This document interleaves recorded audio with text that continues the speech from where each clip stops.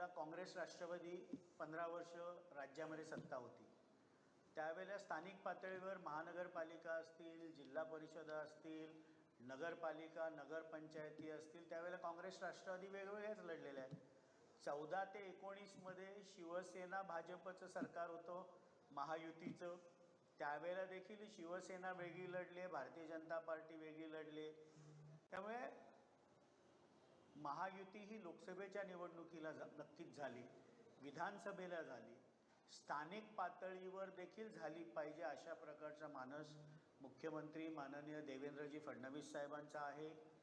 उपमुख्यमंत्री माननीय अजितदादा पवार साहेब असतील, उपमुख्यमंत्री माननीय एकनाथरावजी शिंदे साहेब असतील, या तिन्ही नेत्यांचे आहे। पण प्रत्येक जिल्ह्यामध्ये, प्रत्येक तालुक्यामध्ये वेगवेगळी परिस्थिती असते।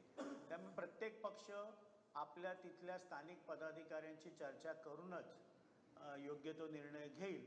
पण महायुती म्हणून लढावं अशा प्रकारची मानसिकता तरी तिन्ही नेत्यांची आहे। आपण जर बघितलं काल बीडमध्ये ओबीसी समाजांचा मोठा मोर्चा झाला, सभा झाली, त्या ठिकाणी मनोज जरांगे पाटील यांनी आज म्हटले की तो जातीचा आणि टोळीचा मोर्चा होता। असं आहे की अखिल भारतीय समता परिषदेने त्या मोर्चाचं आयोजन केलं होतं।